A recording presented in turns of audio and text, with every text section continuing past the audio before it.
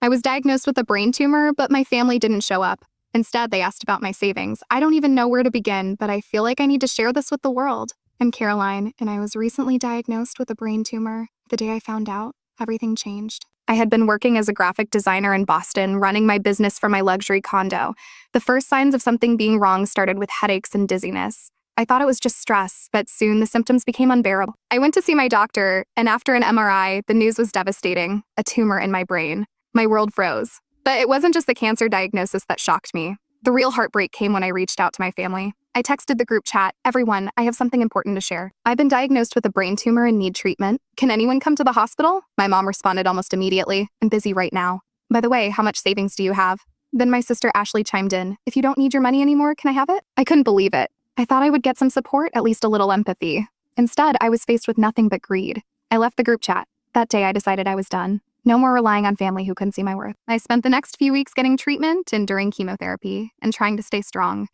But the loneliness was crushing. Then something unexpected happened. I met Eleanor Winston, a woman who was also battling cancer. She was a real estate mogul and an inspiration. We became friends during our treatments, sharing stories, fears, and dreams. Eleanor had lost her own family years ago, and it felt like she understood me in a way no one else did. Eventually, Eleanor made me an unexpected offer. She wanted to adopt me. I wasn't sure at first, but after thinking it over, I realized that this was what I had been looking for all along. Someone who saw my worth and loved me for who I was, not for what I could give. First update, after much thought, I accepted Eleanor's offer. It felt like the right decision. My biological family hadn't even visited me when I was diagnosed, and now they wanted to act like nothing had happened.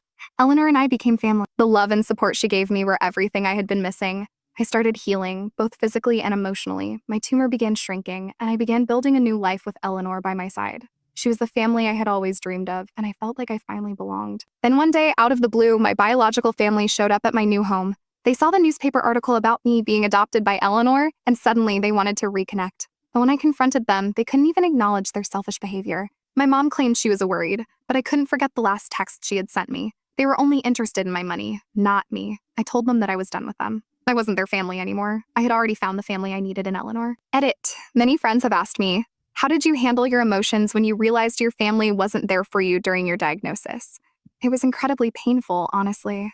At first, I was heartbroken because I always believed my family would be there when I needed them most. When they only seemed to care about money, I felt utterly alone. But over time, I realized that I couldn't let their actions define my worth.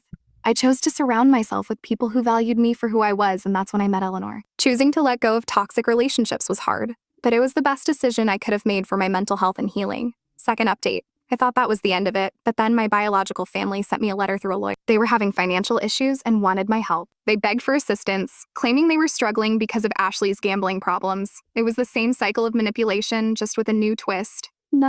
I couldn't help but feel sorry for them, but I knew that helping them would only enable their toxic behavior. So instead of just ignoring them, I decided to offer something that might help them change. Through my foundation, I offered Ashley the opportunity to participate in an employment assistance program, something that would give her a chance to become self-reliant. I felt like it was a better path to move forward. After all, simply giving them money wouldn't solve anything. It would just continue the same old pattern. Edit. Many friends have asked me, why did you offer them a chance to change instead of just cutting them off completely? I've gotten this question a lot, and it's a good one. I wanted to give them an opportunity for growth.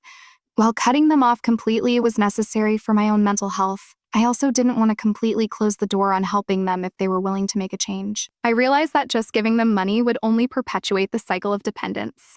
I wanted to offer them a chance to do better for themselves, which is why I suggested a program that would empower them to be self-sufficient. If they want my help, they have to meet me halfway and take responsibility for their actions. Final update, fast forward a few months, and I'm finally in a place where I feel truly at peace. Eleanor and I are now running Winston Properties together, and we're working on new real estate projects that incorporate my design expertise. We've built something beautiful together, and I feel like I've finally found my place in the world. I'm healthy again, and my book about my journey has become a bestseller. I've spoken to countless people who have struggled with the same kind of family issues, and I'm glad that my story can give them hope. I've learned that family isn't about blood. It's about people who truly see you for who you are and who support you, no matter what. I found that family in Eleanor, and I know now that I'm never alone.